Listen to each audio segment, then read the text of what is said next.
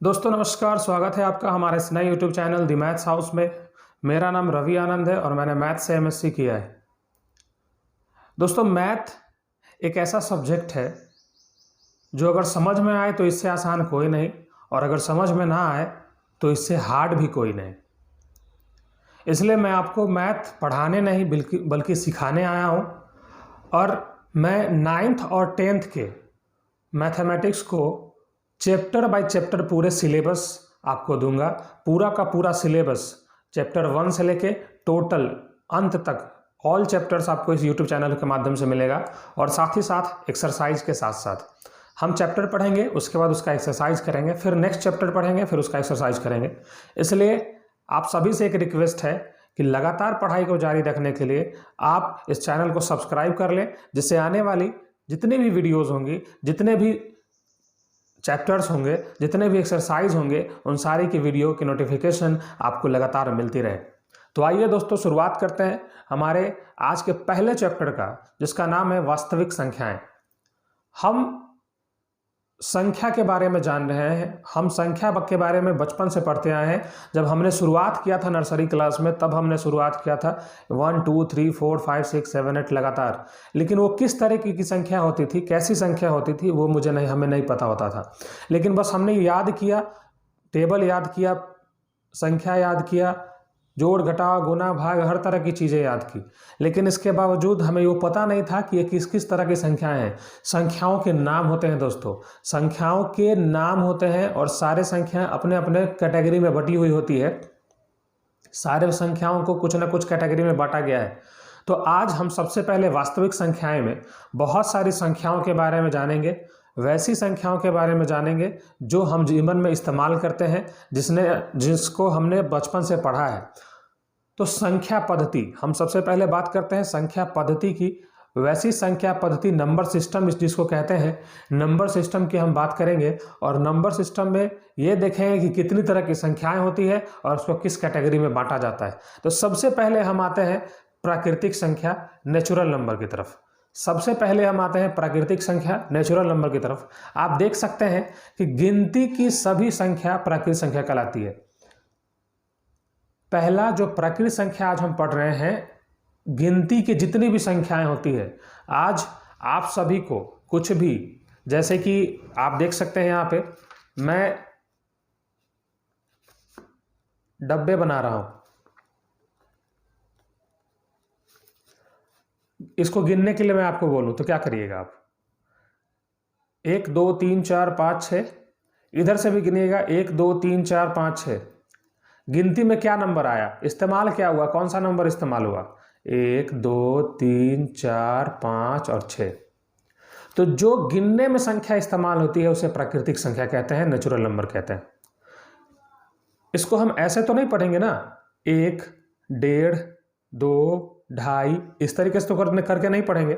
हम जब भी पढ़ेंगे तो 1 2 3 4 5 6 7 8 9 10 11 12 करके पढ़ेंगे। तो जो भी गिनने में संख्या इस्तेमाल होती है, कभी 0 से भी आप गिनती स्टार्ट करते हैं क्या? बिल्कुल नहीं। यहाँ से आपको गिनना हो तो 0 1 2 3 4 करेंगे नहीं, आप यहाँ से 1 से स्टार्ट करेंगे, 1 2 3 4। यानी कि जो भी संख्याएं गिनने में इस्तेमाल की जाती है वो सारी की सारी संख्याएं नेचुरल नंबर कहलाती है, वो सारी की सारी संख्याएं प्राकृतिक संख्या कहलाती है दोस्तों। अब प्राकृतिक संख्या में आप देख सकते हैं कि जितनी भी संख्याएं हैं 1 से लेके इन्फिनिटी तक, जितनी भी संख्याएं, ये इन्फिनिटी का साइन है, 6 7 8 9 10 11 हज़ार लाख 2 लाख 10 लाख 20 लाख 50 लाख जहाँ तक चले जाइए। और ये इन्फिनिटी यानी अनंत, इसको हम अनंत कहते हैं, जहाँ तक गिन भी नहीं सकते। उन सभी तक जहाँ गिनती चलती है तब तक हम उसको नेचुरल नंबर कहते हैं, प्राकृतिक संख्या कहते हैं। अब दूसरा की बारी आती है प्राकृतिक संख्या में। तो प्राकृतिक संख्या में जो दूसरा, उसके बाद हम जो जानेंगे उसको पूर्ण संख्या को जानते हैं। प्राकृतिक संख्या के बाद दूसरा है पूर्ण संख्या, जिसको हम इंग्लिश में होल नंबर भी कहते हैं। होल नंबर क्या होता है? तो शून्य के साथ गिनती की सभी संख्या पूर्ण संख्या कहलाती है। शून्य के साथ गिनती की सभी संख्या पूर्ण संख्या कहलाती है।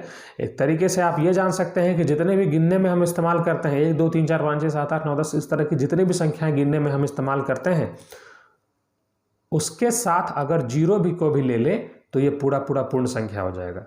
ये पूरा यहाँ से 1 से प्राकृतिक संख्या था, लेकिन 0 के साथ सभी प्राकृतिक संख्या पूर्ण संख्या कहलाती है। यानी अगर हम कहें कि प्राकृतिक संख्या में कौन कौन संख्या आएगा तो 1 से लेके अनंत तक, और पूर्ण संख्या में कौन कौन संख्या आएगा तो 0 से लेके अनंत तक। अभी आपने 2 जाना, प्राकृतिक संख्या, पूर्ण संख्या। अब तीसरे की तरफ हम आते हैं और वो है पूर्णांक। वो है पूर्णांक जिसको हम इंटीजर्स के नाम से भी जानते हैं। इंग्लिश में से इंटीजर कहते हैं, पूर्णांक को इंटीजर कहते हैं। अब ये होता क्या है, तो शून्य के साथ सभी धनात्मक एवं ऋणात्मक संख्याओं का समूह पूर्णांक कहलाता है। शून्य के साथ सभी धनात्मक एवं ऋणात्मक, धनात्मक मतलब पॉजिटिव संख्या और ऋणात्मक मतलब निगेटिव, माइनस में जो होता है वो, दोनों संख्याओं का मिश्रण जो समूह होता है उसको हम पूर्णांक कहते हैं। ध्यान दीजिएगा, यहाँ पर आपको दिखाया जा रहा है इधर माइनस, इधर प्लस और बीच में है 0। माइनस वाली संख्या क्या होती है, तो 0 से भी जितनी कम में चले जाइए। आपने मान लिया जाए कि आपके मोबाइल का बैलेंस ख़त्म हो गया है और आपने 10 रुपये का लोन लिया, तो जब आप उसका बैलेंस, लोन लेने के बाद जब अपना बैलेंस चेक करेंगे ना, तो उसमें -10 रुपीज़ दिखाएगा। आपको वहाँ पर क्या दिखाएगा, -10। अब -10 दिखाने का मतलब आप 10 रुपया माइनस में है, कर्जा में है। जब आप 20 रुपये का या 50 रुपये का रिचार्ज कराएंगे, जब आप 50 रुपये का रिचार्ज कराएंगे तो ये 10 ऑलरेडी पहले काट लेगा, चूँकि ये माइनस में था, और आपको 40 रुपया ही बैलेंस देगा। तो इसलिए इसी को समझते हैं माइनस संख्या क्या होती है। 0 से नीचे की संख्या माइनस होती है और 0 से ऊपर की संख्या प्लस में होती है। और आप बता दें आपको कि 0 ना ही धनात्मक संख्या होती है और ना ही ऋणात्मक संख्या होती है। ये जो है टोटल का टोटल धनात्मक संख्या होता है, धनात्मक संख्या, और ये जो है पूरा ऋणात्मक संख्या होता है। 0 ना ही धनात्मक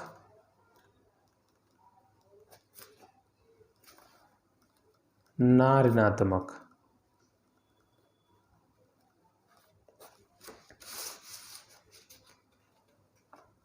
थोड़ा सा इसका बड़ा छोटा हम देख लेते हैं। जब हम पूर्णांक जान ही रहे हैं तो बड़ा छोटा देख लेते हैं।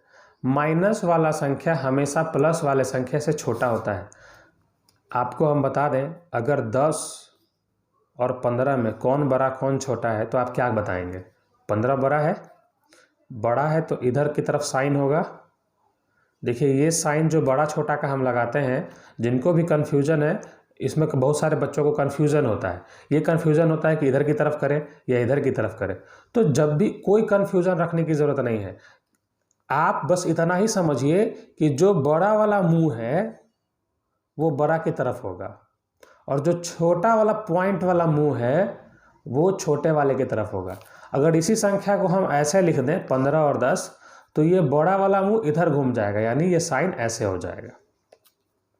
ये बड़ा वाला हिस्सा हो गया, बड़ा वाला मुंह इधर की तरफ और छोटा वाला मुंह छोटे वाले की तरफ। अब हम थोड़ा सा प्लस माइनस में आते हैं। 10 और -25 कौन बड़ा है? कन्फ्यूज़न मत रखिए कि ये 25 है बड़ा संख्या हो जाएगा, ऐसा बिल्कुल भी नहीं है दोस्तों। माइनस वाला संख्या देख रहे हैं आप, इससे छोटे की तरफ बढ़ता जा रहा है, तो माइनस वाला जो भी संख्या होगा वो प्लस वाले से हमेशा छोटा होगा। प्लस वाले से हमेशा, देखिए छोटा वाला मुंह छोटा की तरफ, प्लस वाले से माइनस वाला संख्या हमेशा छोटा होगा, चाहे प्लस वाला संख्या कितना भी छोटा हो और माइनस वाला संख्या कितना भी बड़ा हो। क्योंकि देखिए ये नंबर सिस्टम में बढ़ते क्रम में इस इधर की तरफ जाते हैं, ये बढ़ते क्रम में इधर से इधर की तरफ जाते हैं, यानी इधर वाले से इधर वाला हमेशा बड़ा होता है। तो -25 से -10 बड़ा होगा। दोनों माइनस माइनस की बात करें तो जो बड़ा होगा वो छोटा होगा। देखिएगा ये थोड़ा सा अलग सा चीज़ है, ये प्लस माइनस में तो समझ गए। एक पहले 0 वाला समझ लीजिए, ये 0 है और ये -10 है, कौन बड़ा होगा? तो जीरो वाला संख्या भी बढ़ते क्रम इधर की तरफ, जीरो वाला संख्या भी माइनस वाले संख्या से बड़ा होता है, तो यहाँ जीरो भी हमेशा माइनस से बड़ा होगा। माइनस माइनस में अगर हम बात करें, -10 और -35 कौन बड़ा होगा? -10 और -35 में कौन बड़ा होगा? तो आपको हम बता दें दोस्तों, माइनस वाले संख्या में जो संख्या दिखने में छोटा होता है वही संख्या आपका बड़ा होता है। माइनस वाले संख्या में जो संख्या दिखने में छोटा होता है वो संख्या बड़ा होता है, और जो दिखने में बड़ा होता है वो संख्या छोटा होता है। तो इसलिए ये संख्या बड़ा है और ये संख्या छोटा है। सीधे से मतलब समझिए ना कि आप 35 रुपया कर्जा में हैं और यहाँ 10 रुपया कर्जा में है, तो ज़्यादा घाटा अभी कहाँ है? ये आप नीचे कहाँ पे हैं? इसमें है ना, 35 रुपया कर्जा में है, लेकिन ये 10 रुपया कर्जा यानी कम ही कर्जा है। तो ये बड़ा वाला संख्या हमेशा छोटा होता है और छोटा वाला संख्या बड़ा होता है माइनस के केस में। आपने अभी देखा 3 चीज़, प्राकृतिक संख्या, पूर्ण संख्या और पूर्णांक, जिसको इंटीजर कहते हैं। अब हम आगे बढ़ते हैं और आगे देखते हैं कि किस किस तरह की संख्या और हमें पढ़नी है संख्या पद्धति में, नंबर सिस्टम में।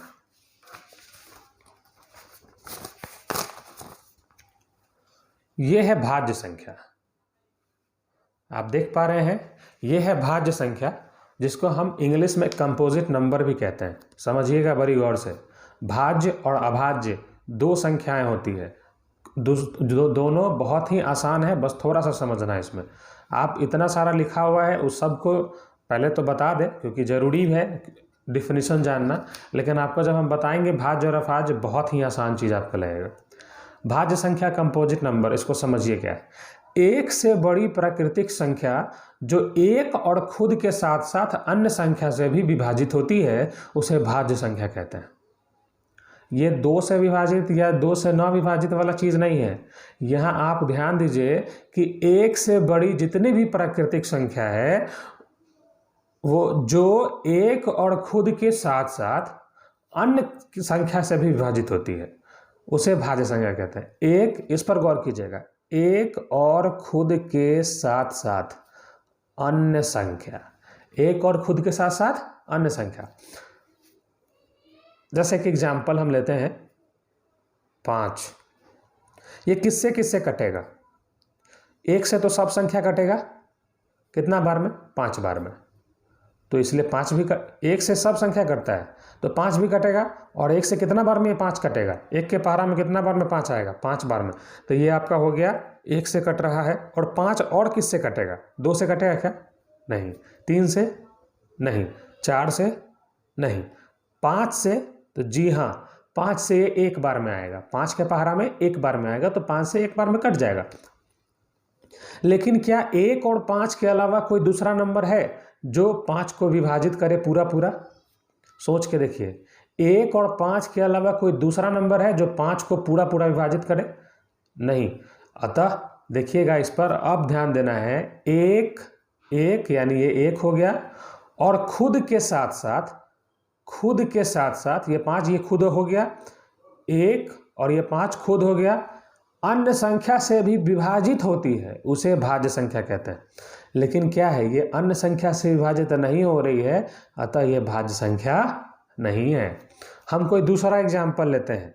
अब 6 की अगर हम बात करें तो 6 एक खुद मतलब स्वयं 6, 1 से 6 बार में, 6 से 1 बार में, और इसके अलावा ये 2 से, उसके बाद ये 3 से, 2 से 3 बार में, 3 से 2 बार में। आप देख सकते हैं कि 6 1 से भी कटता है, 6 से भी कटता है, 2 से भी कटता है और 3 से भी कटता है। यानी एक और खुद के अलावा अन्य भी संख्याएं से कटती है, वो सभी क्या कहलाती हैं? भाज्य संख्या। यानी 6 क्या है? भाज्य संख्या है। कोई दूसरा संख्या ले ले, 10 को लीजिए, 10 भाज्य संख्या है कि नहीं? तो देखिएगा 10 किससे किससे कटता है? 1 से कटता है, स्वयं 10 से कटता है, 1 और खुद हो गया। उसके बाद देखिए 2 से कटता है, 5 से कटता है। यानी 10 जो है 1 से भी कटता है, 2 से भी कटता है, 10 से भी कटता है और 5 से भी कटता है, तो ये 4 संख्या से कट रहा है। तो ये एक और खुद के अलावा बाकी भी अन्य 2 संख्याओं से कट रहा है, अतः ये भी क्या है, एक भाज्य संख्या है, जिसको कंपोजिट नंबर कहते हैं। तो अब ध्यान दीजिएगा कि जो एक और खुद के अलावा दूसरा भी संख्या से कटेगा, मतलब क्या है कि वैसी संख्या जिसके 2 से ज़्यादा गुणनखंड होते हैं। 5 का 1 और 2 दुइये गुना गुणनखंड है, 2 ही संख्या से न कट रहा है, तो इसलिए ये भाज्य संख्या नहीं है। लेकिन यहाँ क्या है, 2 से ज़्यादा गुणनखंड होते हैं। अब 2 से ज़्यादा गुणनखंड देखिए, इसका 4 गुणनखंड है, 1, 6, 2 और 3, 4 गुणनखंड है। इसके देखिए 1, 10, 2, 5, 4 गुणनखंड है। इस तरीके से करके हम देख सकते हैं कि जिस भी संख्या के 2 से ज़्यादा गुणनखंड होंगे वो क्या कहलाएंगे, भाज्य संख्या कहलाते हैं। 2 तरीके से आपको यहाँ पर आपको डेफिनेशन मिला, 2 तरीके से आपने परिभाषा सीखा, एक ये वाला और एक ये वाला। आप इसको भी सिर्फ याद करके रख सकते हैं। अब हम आते हैं इसके अपोजिट अभाज्य संख्या। भाज्य संख्या और अभाज्य संख्या बस उसका अपोजिट है। जो हमने अभी भाज्य संख्या पढ़ा है उसका उल्टा है। उसमें 2 ही गुणनखंड होते थे, एक और खुद के अलावा वो दूसरों से कटता था। लेकिन यहाँ है एक और खुद के अलावा दूसरों से नहीं कटेगा। मतलब क्या है, एक से बड़ी प्राकृतिक संख्या जो एक या खुद को छोड़कर किसी अन्य संख्या से भी विभाजित नहीं होती है, किसी अन्य संख्या से विभाजित नहीं होती, उसे अभाज्य संख्या कहते हैं। यानी एक या खुद को छोड़कर किसी भी अन्य संख्या से विभाजित नहीं होना। अब देखिए वही 5 को हम यहाँ अगर लाते हैं, जो 5 हमने ऊपर देखा है कि ये भाज्य संख्या नहीं था, वही 5 को अगर हम यहाँ लाते हैं और इसके डिफिनीशन पर, इसके परिभाषा पर जाते हैं, तो 5 1 से कटता है और 5 से कटता है। एक या खुद ये दोनों तो हो गया, इसके अलावा अन्य संख्या से विभाजित नहीं हो, तो ये तो अन्य संख्या से विभाजित नहीं होता है, बस इतना ही से होता है। अतः ये क्या है, अभाज्य संख्या है। कोई दूसरा संख्या लेते हैं, जैसे 15 को लेके देखते हैं। 15 किससे किससे कटता है, तो 1 से कटेगा, 3 से कटेगा, 5 से कटेगा और खुद से कटेगा, यानी 15 से कटेगा। तो इसके 4 गुणनखंड हो गए, यानी एक और खुद के अलावा भी ये बाकी संख्या से कटता है। अतः ये क्या है, अभाज्य संख्या नहीं है। लेकिन अगर हम देखें कोई दूसरा अभाज्य संख्या को लेते हैं, तो 11 किससे किससे कटेगा, देखिएगा 1 से कटेगा और 11 से कटेगा। इसके अलावा कोई दूसरा संख्या है क्या जिससे वो कटता हो? 1 और 11 के अलावा कोई दूसरा संख्या है जिससे ये कटता है? बिल्कुल नहीं। अतः क्या है कि ये एक अभाज्य संख्या है। एक और संख्या लेके देखते हैं, 31 किससे किससे कटेगा? 1 से तो कटेगा ही 31 बार में, 31 से भी कटेगा 1 बार में। लेकिन इसके अलावा कोई संख्या है जिसके पहाड़ा में 31 आता हो? कोई भी एक ऐसा संख्या बताइए जिसके पहाड़ा में 31 आता हो। नहीं है दोस्तों। अतः ये भी क्या है, अभाज्य संख्या है। इसलिए इसको कह सकते हैं वैसी संख्या जिसके केवल 2 गुणनखंड होते हैं। इसके 2 गुणनखंड थे इसलिए ये अभाज्य संख्या था। इसके भी 2 गुणनखंड है सिर्फ, इसलिए ये अभाज्य संख्या है। इसके भी 2 गुणनखंड है सिर्फ, इसलिए ये अभाज्य संख्या है। आपने देखा कि जिसके सिर्फ 2 गुणनखंड है वह अभाज्य संख्या है, और जिसके 2 से ज़्यादा गुणनखंड है वो भाज्य संख्या है, यानी कि अभाज्य संख्या नहीं है। अभाज्य संख्या में कुछ नोट करने वाली बातें हैं, इसको एकदम जरूर याद कर लीजिएगा। ये याद करने की चीज़ है, ये क्वेश्चन जरूर आता है। बहुत ही इंपॉर्टेंट, VVI इसको कह सकते हैं। वेरी वेरी इंपॉर्टेंट क्वेश्चंस हैं, वेरी वेरी इंपॉर्टेंट ये नोट्स है। एक ना ही भाज्य संख्या है और ना ही अभाज्य संख्या है। एक ना ही भाज्य संख्या है और ना ही अभाज्य संख्या है। क्यों? क्योंकि एक को अगर हम देखें, अगर एक को देखें तो एक किससे किससे कटेगा? 1 से कटेगा और 1 खुद से कटेगा। बात तो दोनों एक ही है, 2 गुणनखंड भी तो नहीं आ रहे हैं। ये दोनों एक ही गुणनखंड है ना, ये भी 1 है और ये भी 1 है। तो यहाँ इसका 1 का कौन सा गुणनखंड होगा? सिर्फ 1 के अलावा कोई गुणनखंड नहीं है। अतः यह ना ही भाज्य है और ना ही अभाज्य है। ठीक है। अब ध्यान दीजिए, दूसरा नोट क्या कहता है, सबसे छोटा भाज्य संख्या 4 होता है। सबसे छोटा भाज्य संख्या 4 होता है। संख्या तो गिनती स्टार्ट हो जाती है कहाँ से, 1 2 3 4 5 6, इस तरह से गिनती हमने स्टार्ट कर दिया। लेकिन एक न भाज्य है ना अभाज्य है, इसको तो छोड़िए दीजिए। अभी हमने देखा एक न भाज्य है न अभाज्य है।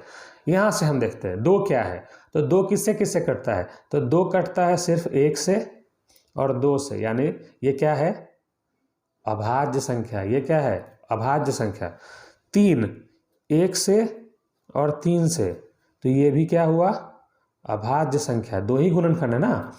4 क्या है, 4 कटता है 1 से, 4 से और 2 से, यानी इसका 2 से ज़्यादा गुणनखंड हो गया है। 2 तो है ही, एक और खुद, इसके साथ साथ ये अलग किसी दूसरे नंबर से भी कटता है।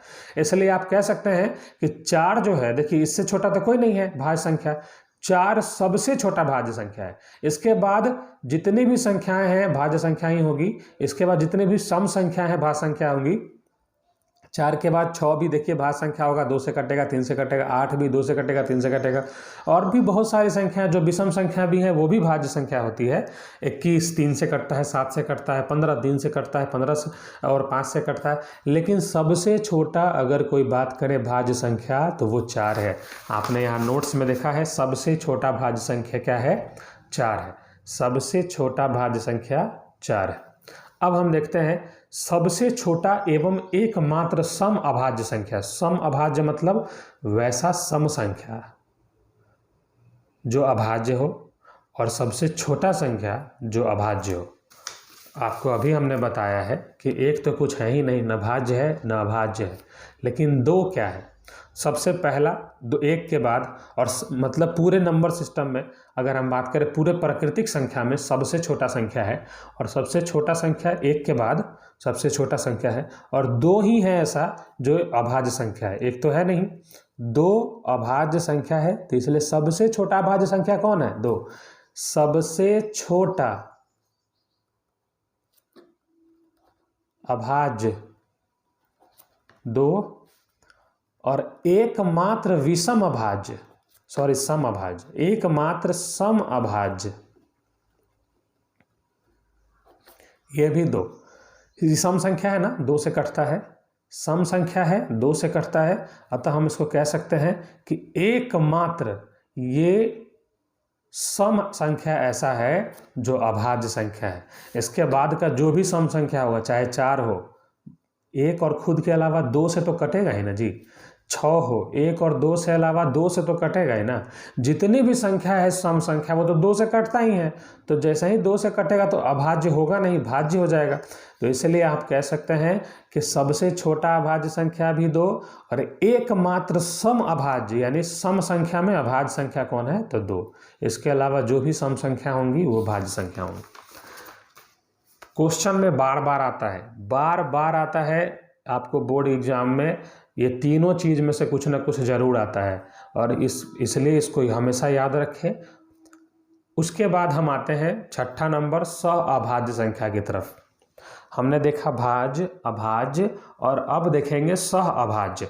वैसी संख्या जिसका महत्तम समापवर्तक 1 हो। वैसी 2 संख्या, देखिएगा कोई अकेला संख्या सहअभाज्य नहीं हो सकता। जैसे हम यहाँ 5 लिख दें तो ये एक सहअभाज्य संख्या नहीं हो सकता। लेकिन अगर हम दिखाएं कि 5 के साथ 8, तो 5 और 8 एक दूसरे के प्रति आपस में सहअभाज्य संख्या होंगे। क्यों होंगे, तो देखिए 5 और 8 का महत्तम निकालिए। 5 से 8 में भाग कीजिए, एक बार में आया 5, यह आया 3, 5 इधर आ गया, ये उठ के इधर आएगा ना, एक बार में 3 बचा 2, फिर ये उठ के इधर आएगा 3, 2 से एक बार में 2 बचा 1, फिर ये 2 उलट के इधर आ जाएगा, तो 1 से 2 बार में 2, लास्टली कट गया। कितना से कटा, 1 से कटा ना, तो इसका SCF कितना होगा, SCF ऑफ 5 8 इक्वल टू 1। इसलिए 5 और 8 आपस में सहअभाज्य संख्या है, को प्राइम नंबर है। समझ में आ गया। 5 और 8 का महत्तम समापवर्तक 1 है, इसलिए 5, 8 आपस में सह अभाज्य संख्या है, को प्राइम नंबर है। जिसका महत्तम समापवर्तक 1 ना होकर दूसरा कोई संख्या होगा वो सहअभाज्य संख्याएं नहीं होंगी। तो हमने 6 संख्याओं को पढ़ा। अब हम इसके बाद आते हैं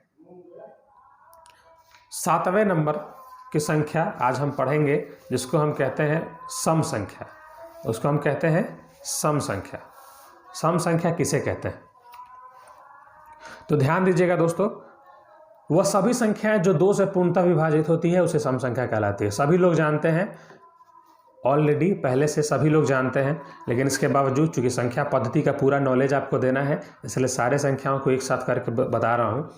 वह सभी संख्याएं जो 2 से पूरा कटता है, पूरा विभाजित होता है, सम संख्या कहलाता है। जैसे कोई भी संख्या को अगर 2 से हम भाग करके देखें, जब भी आपको पता हो करना हो 2 से भाग करके देखिए। जैसे ये 8 है, इसको 2 से भाग करके देखिए, 4 बार में 2 चौके 8 कट गया, पूरा कट गया। अर्थात 8 क्या है? 8 एक एग्जाम्पल के तौर पर आप लिख सकते हैं कि 8 एक क्या है? सम संख्या है।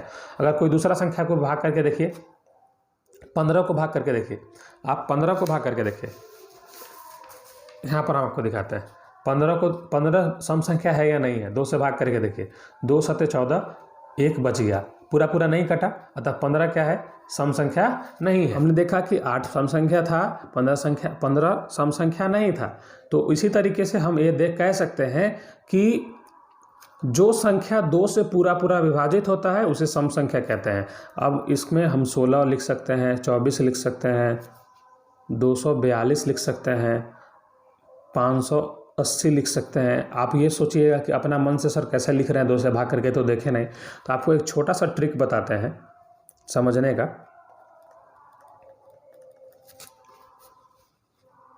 जिस संख्या के इकाई अंक पर 0 या 2 या 4 या 6 या 8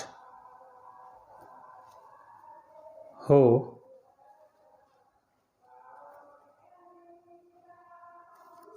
इसको ऐसे कर दीजिए। या का मतलब 0 हो या 2 हो या 4 हो या 6 हो या 8 हो, इन सभी में से कोई भी संख्या जिसके इकाई अंक पर हो सम संख्या होती है। सम संख्या होती है मतलब वो 2 से पूरा विभाजित हो जाएगा। आप देखिए यहाँ 0 है ना, इसके इकाई अंक पर क्या है? 2 है।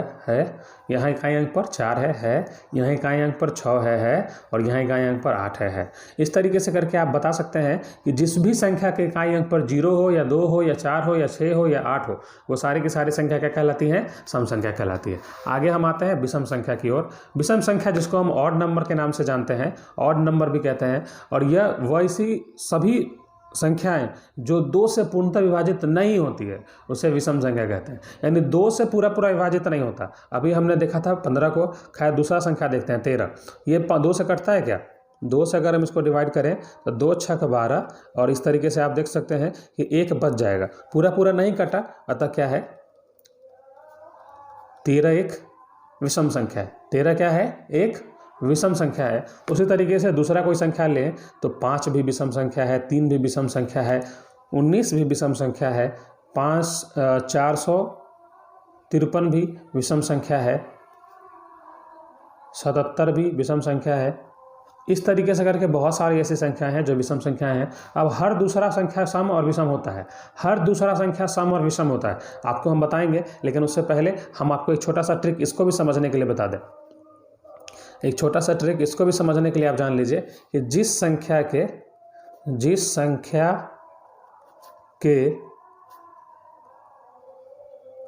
इकाई अंक पर, ध्यान दीजिएगा, 1, माने इस सब को छोड़ देना है, बाकी जितना बच गया 1 3 5 7 और 9, ये सारे में से कोई भी हो विषम संख्या कहलाती है। पर इतना हो विषम संख्या कहलाती है। अब एक छोटा सा चीज़ देखिए, आपने सम और विषम देख लिया, हर दूसरा संख्या सम और विषम होता है। आप एक से गिनती शुरू करिए, 1 2 3 4 5 6 7 8 9 10 11 12, इस तरह से करके सो ऑन लगातार आगे बढ़ता चला जाता है। अब इसमें हम देखेंगे ये क्या है, विषम संख्या, फिर एक छोड़ के विषम संख्या, फिर एक छोड़ के विषम संख्या, फिर एक छोड़ के विषम संख्या, फिर एक छोड़ के विषम संख्या, फिर एक छोड़ के विषम संख्या, इस तरीके से करके एक एक छोड़ के अगर हम बात करें तो विषम संख्या। फिर उसी तरीके से देखिए, अगर ये सम है तो ये सम संख्या, फिर एक छोड़ के सम संख्या, फिर एक छोड़ के सम संख्या, फिर एक छोड़ के सम संख्या, फिर एक छोड़ के सम संख्या, फिर एक छोड़ के सम संख्या, और इसी तरीके से बढ़ता चला जाता है। यानी हर दूसरा नंबर सम के बाद सम ही होता है और हर दूसरा नंबर विषम के बाद विषम होता है। समझ में आ गया?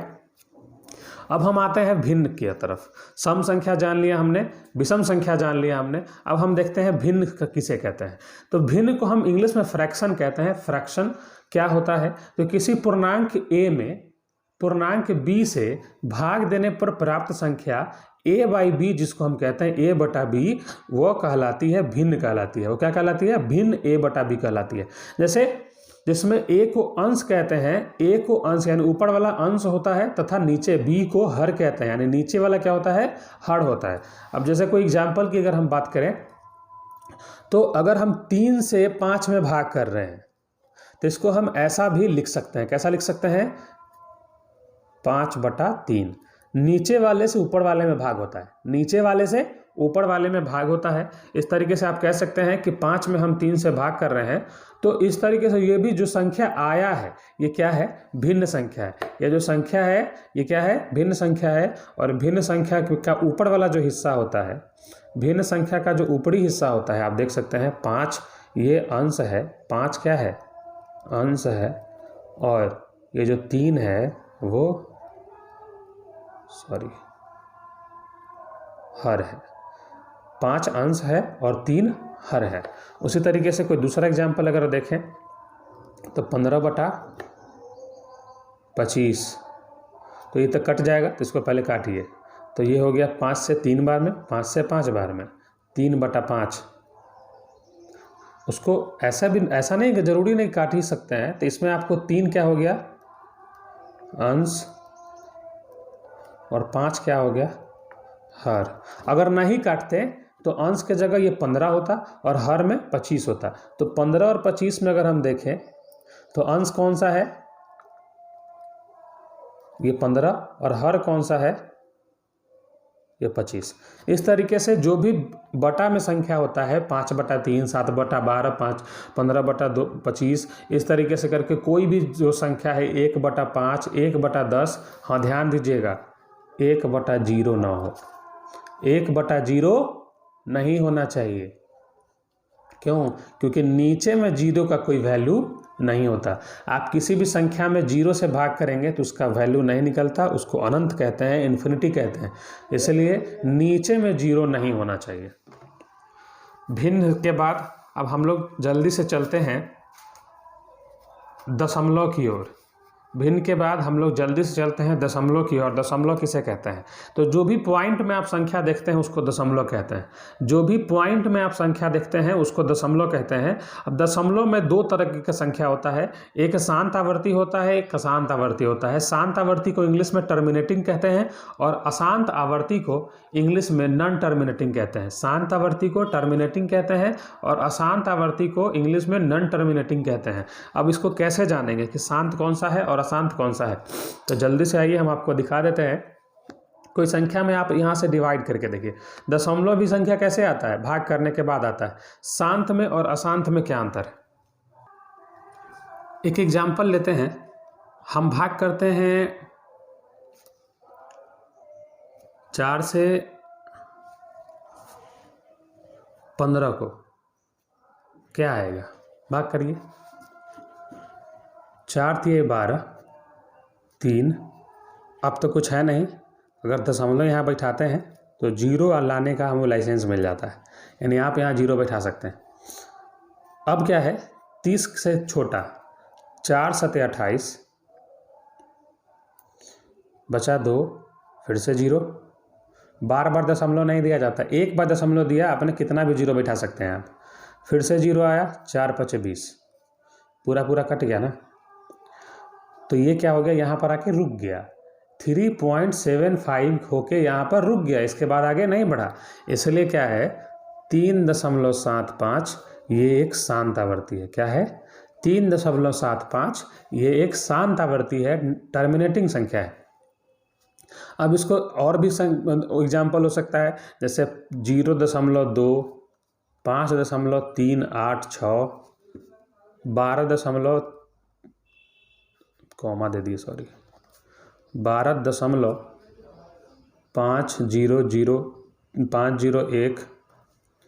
175.246। अब आप देख सकते हैं कि इसको पढ़ने का भी एक तरीका है। बहुत सारे लोग इसको गलत पढ़ते हैं। इसको 5.386 नहीं पढ़ेंगे, इसको 5.386 नहीं पढ़ेंगे दोस्तों, इसको पढ़ेंगे 5.386। दशमलव के बाद जो भी संख्या होती है उसको हम अलग अलग पढ़ते हैं, 386, 246, 501, 75, इस तरीके से करेंगे। तो आपने देखा शांत आवर्ती। अब देखते हैं हम अशांत आवर्ती। अशांत आवर्ती यानी नॉन टर्मिनेटिंग संख्या किसको कहते हैं? देखो एक एग्जाम्पल आपको हम करके बताते हैं। 3 से अगर आपको 10 में भाग देना हो, 3 से अगर आपको 10 में भाग देना हो, कितना करेंगे? 3 × 9, 1 बचा, दशमलव दिए, 0 आया। फिर 3 × 9, 1 बचा, आपने दशमलव दिया हुआ है तो फिर 0 लगाएंगे। फिर 3 × 9, फिर 1 दशमलव, फिर 1 0 आया, 0। इस तरीके से करके आप कितना बार भी लगाएं वो उसी तरीके से लगता चला जाएगा और आगे की तरफ बढ़ता चला जाएगा। तो आप देख सकते हैं कि न कट रहा है न रुक रहा है, ये लगातार बढ़ता चला जा रहा है। तो इसको हम अशांत आवर्ती में लिखते हैं। तो ये 3.33333 ये बढ़ते चले जा रहा है, तो इसको अशांत आवर्ती में लिखते हैं। उसके बाद आपको दूसरा कोई भी संख्या हो सकता है जो रुकता नहीं हो, जो स्टॉप नहीं होता, जैसे 15.2434343 इस तरीके से बढ़ता है। कुछ संख्या होती है जो वही चीज़ बार बार रिपीट होता है, 4 3 4 3 4 3 3 3 3 3 3 3 इस तरीके से करके रिपीट होता है। कुछ संख्या ऐसा भी होता है जो रिपीट नहीं होता लेकिन बढ़ता रहता है, जैसे 5.1357632 इस तरीके करके बढ़ रहा है लेकिन कोई रिपीट भी नहीं हो रहा और लगातार बढ़ता जा रहा है। रिपीट भी नहीं हो रहा और बढ़ता जा रहा है। उसी तरीके से आप देख सकते हैं 1.414132 इस तरीके से करके ये बढ़ता चला जा रहा है। तो इसको हम क्या कहेंगे कि जो नहीं रुकता है उसे अशांत आवर्ती कहेंगे और जो रुक जाता है उसको शांत आवर्ती कहेंगे। लेकिन अशांत में भी दो तरीके का होता है, एक रिपीट होने वाला, एक नॉन रिपीट। हम आपको दोनों एग्जाम्पल आपको दिखाए हैं। तो जो रिपीट हो रहा है यानी कि 3.3333 करके जो रिपीट हो रहा है, 3 बार बार आ रहा है, तो इसको हम इस तरीके से भी लिख सकते हैं। कैसा लिख सकते हैं? तो 3.3 करके जो रिपीट हो रहा है ना उसको एक ही जगह बस लिख दीजिए, ऊपर में ये दे दीजिए। इसको रेकरिंग बोलते हैं। क्या बोलते हैं दोस्तों? इसको पढ़ते हैं रेकरिंग, इसको पढ़ते हैं रेकरिंग। तो ये जो लाइन है क्या है? रेकरिंग है।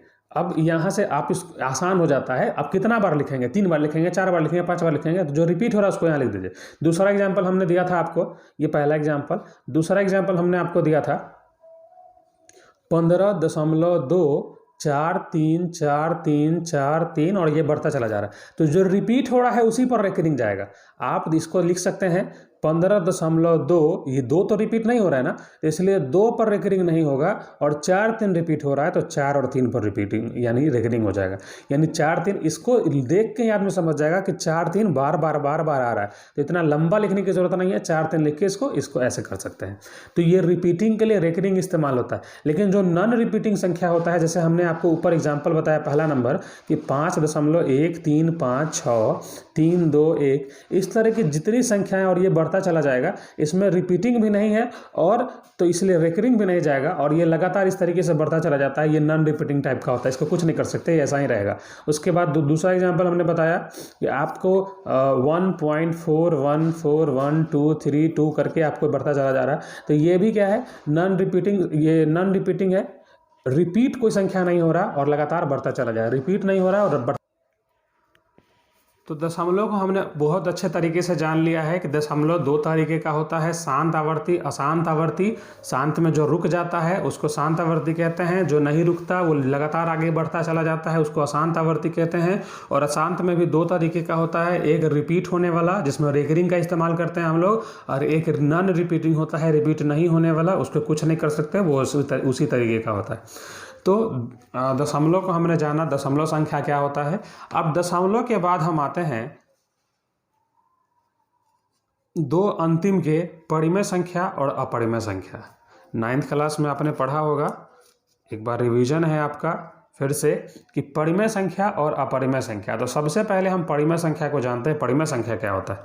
तो परिमेय संख्या वैसी संख्या जो p/q के रूप में हो, जहां p तथा q एक पूर्णांक है तथा q नॉट इक्वल टू 0। यानी कि कोई संख्या जो आपको p/q के रूप में है, एक तरीके से कह सकते हैं कि जैसे 5/7 ये क्या है, p/q के रूप में है ना, ऊपर नीचे के रूप में। और नीचे यानी q नॉट इक्वल टू 0 का मतलब क्या है, नीचे वाला संख्या 0 नहीं होना चाहिए। तो इस तरीके से ये क्या है, एक परिमेय संख्या है। आप देखेंगे कि आप 5 क्या है, परिमेय संख्या है कि नहीं।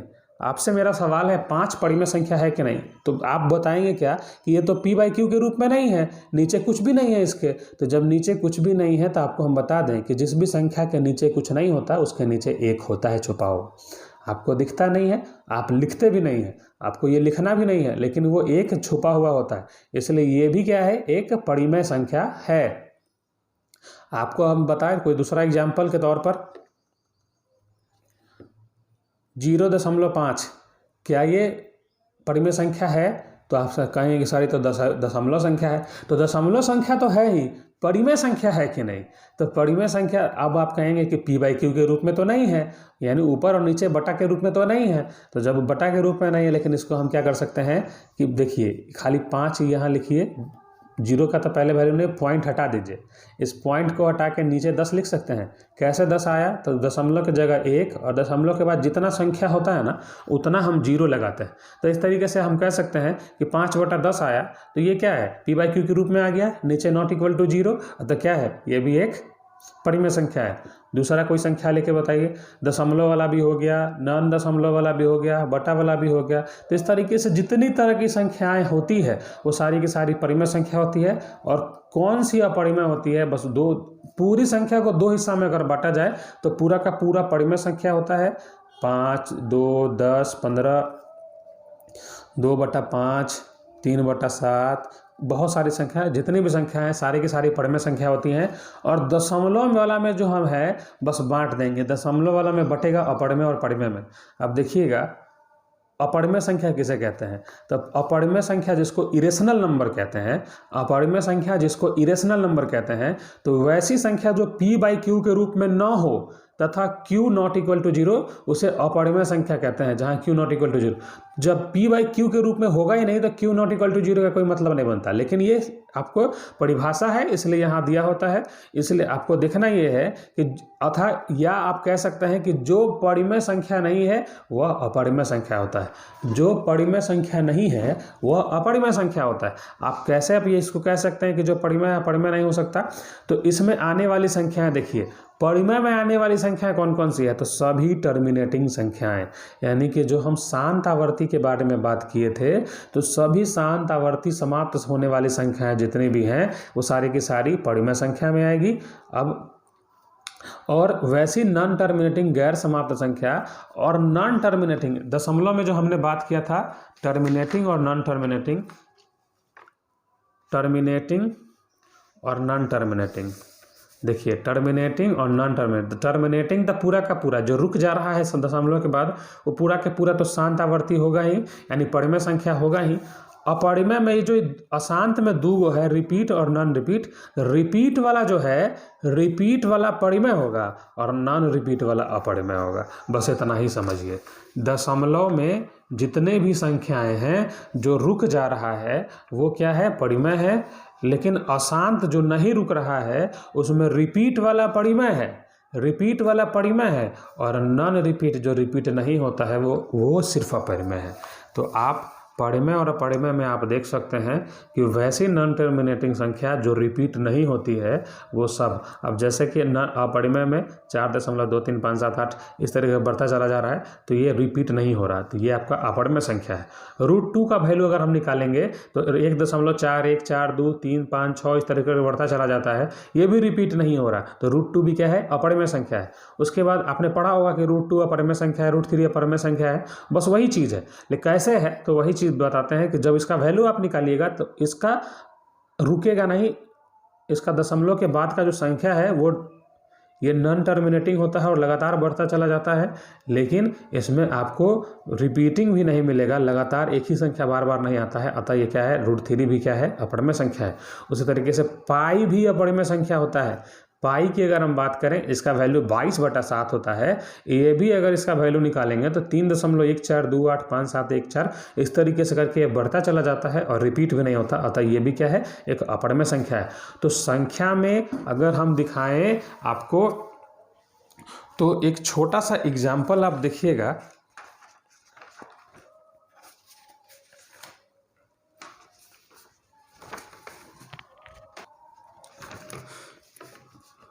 एक ट्री हम आपको बना के दिखाते हैं।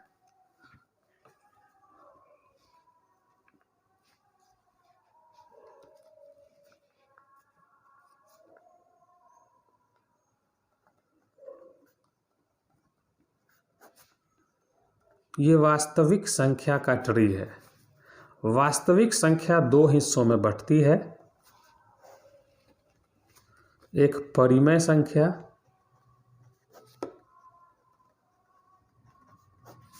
ये ट्री ध्यान दीजिएगा दोस्तों, सारा नंबर सिस्टम आपको समझ में आ जाएगा और ये आपको कोई नहीं बताएगा। परिमेय संख्या और ये है अपरिमेय संख्या।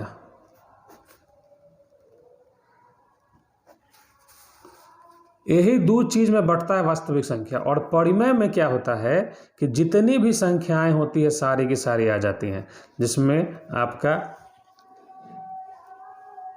प्राकृतिक संख्या, पूर्ण संख्या, दशमलव,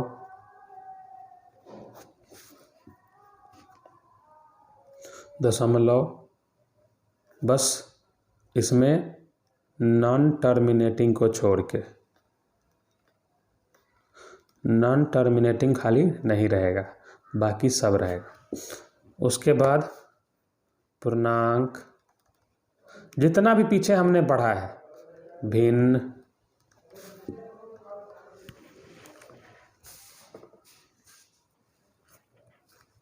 सम, विषम,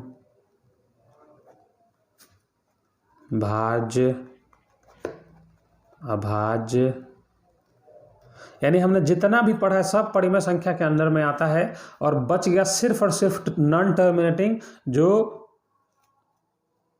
अशांत आवर्ती दशमलव संख्या,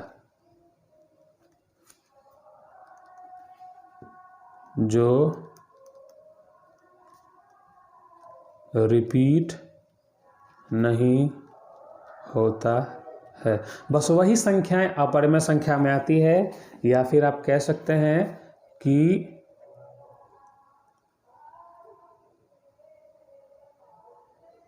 रूट के अंडर कोई भी ऐसा एक संख्या जिसका वर्गमूल ना हो, जैसे √a अगर हम लिख दें, जहां a का वर्गमूल ना हो। जैसे a को अगर हम बात करें तो ये पहले ट्री का आप एक फोटो ले लीजिए, एक स्क्रीनशॉट ले लीजिए, इस ट्री का आप एक स्क्रीनशॉट ले लीजिए। बस इतना ही है पूरे वास्तविक संख्या में, बस इतना ही है पूरे वास्तविक संख्या में। एक स्क्रीनशॉट आप इसका ले लीजिए। और अब हम आपको थोड़ा सा एक बताते हैं कि ये a वाला, रूट अंडर कोई भी संख्या है, जैसे रूट 4, इसको अगर हम निकालना चाहें तो ये निकल जाएगा, क्योंकि 4 का वर्गमूल होता है। इसको 2 गुने 2 लिख सकते हैं, और इसका मतलब हो गया ये 2 का पावर 2, और स्क्वायर से ये रूट खत्म हो जाता है तो 2 बाहर निकल गया ना रूट से। तो ये आपका क्या होगा, रूट 4 अपरमेय संख्या नहीं होगा, रूट 4 परिमेय संख्या हो जाएगा, क्योंकि इसका वैल्यू आ रहा है 2। लेकिन अगर हम बात करें कोई ऐसी संख्या जो रूट से ना निकले, जैसे रूट 15, इसको आप निकाल सकते हैं क्या रूट से? 15 का कोई वर्गमूल होता है क्या? नहीं होता। अतः ये क्या है, अपरिमेय संख्या है। ये क्या है, अपरिमेय संख्या है। और इतनी सारी संख्याएं आपने देखा, सारे के सारे परिमेय और अपरिमेय में बटा हुआ है। परिमेय में सारी आती हैं और अपरिमेय में बस इतना सा आता है, और इन दोनों को मिला के जो बनता है टोटल का टोटल संख्या, यानी दुनिया की सारी संख्या वास्तविक संख्या कहलाती है। दुनिया की सारी संख्या वास्तविक संख्या कहलाती है। आज हम जो पढ़ने के लिए आए हैं वास्तविक संख्या, बस इतना ही से क्लियर हो गया होगा कि दुनिया की सारी संख्या वास्तविक संख्या कहलाती है। आप यहाँ पे आप देख सकते हैं कि सभी परिमेय और अपरिमेय संख्याओं का संग्रह वास्तविक संख्या कहलाता है, अथवा सभी प्रकार की संख्या वास्तविक संख्या कहलाती है। जितनी भी तरह की संख्याएं हैं वो सारी की सारी वास्तविक संख्या होती है। आप देख सकते हैं 5 हो, 10 हो, 18 हो, 3 हो, -3 हो, माइनस वाला संख्या हो, प्लस वाला संख्या हो, दशमलव वाला संख्या हो, भिन्न वाला संख्या हो, रूट वाला संख्या हो या बिना रूट वाला संख्या हो, हर तरह का संख्या वास्तविक संख्या होता है। और इसी को 2 हिस्सों में बांट के हम परिमेय और अपरिमेय कहते हैं। यानी परिमेय संख्या और अपरिमेय संख्याओं के वास्तविक संग्रह को वास्तविक संख्या कहते हैं, या फिर दुनिया की सारी संख्या को वास्तविक संख्या कहते हैं।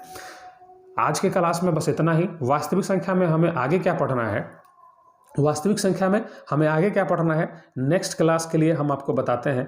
नेक्स्ट क्लास में हम लोग क्या देखेंगे, यूक्लिड विभाजन, यूक्लिड विभाजन प्रमेयिका एवं इसका प्रयोग। अब इसका प्रयोग क्या में, तो यूक्लिड विभाजन प्रमेयिका के द्वारा आपको महत्तम समापवर्तक निकालना होता है, उसमें हम इसका प्रयोग देखेंगे। तो हमारा जो नेक्स्ट क्लास होगा इसी पर होगा। नेक्स्ट क्लास में हम देखेंगे यूक्लिड विभाजन प्रमेयिका एवं इसका प्रयोग, और उसके बाद हम उसके तीसरे वीडियो में एक्सरसाइज 1.1 को पूरा बनाएंगे। एक्सरसाइज 1.1 को पूरा बनाएंगे। अभी हमने एक रिवीजन किया है पूरे नंबर सिस्टम का, और नंबर सिस्टम से हमने आते आते यहाँ वास्तविक संख्या को जाना कि वास्तविक संख्या एक्चुअली में होता क्या है। और इसके बाद हम नेक्स्ट वीडियो में पढ़ेंगे यूक्लिड विभाजन प्रमेयिका एवं इसका उपयोग, और उसके बाद हम बनाएंगे 1.1। तो इसलिए चैनल को सब्सक्राइब कीजिए, जिससे आने वाले जो वीडियो है आप उसका नोटिफिकेशन आपको मिल जाए और आप इससे लगातार सिलेबस को कंप्लीट कर पाएँ। एक जगह पढ़िएगा, एक जगह आप रह के चैप्टर बाय चैप्टर पढ़ाई कीजिएगा, पूरा सिलेबस आपका कंप्लीट हो जाएगा। लेकिन अलग अलग जाके पढ़िएगा, सिलेबस कभी कंप्लीट नहीं होगा। इसलिए इस वीडियो के बाद का जो वीडियो है उसको ज़रूर देखिए, और उसके बाद आपको ये वीडियो कैसा लगा आप कमेंट में ज़रूर बताएं। आपको क्या समझ में आया, क्या नहीं समझ में आया, वो भी कमेंट में ज़रूर बताएं, क्योंकि ये पहला वीडियो है मेरा, और इसलिए आपका रिव्यू जानना मेरे लिए बहुत ज़्यादा ज़रूरी है। वीडियो अच्छा लगा हो तो लाइक ज़रूर कीजिएगा, हमारा भी मनोबल बढ़ेगा, और आगे बहुत ही ज़्यादा जोश जुनून के साथ हम नेक्स्ट वीडियो में आपको बहुत अच्छे तरीके से पढ़ा पाएंगे। आज के लिए बस इतना ही। बहुत बहुत धन्यवाद।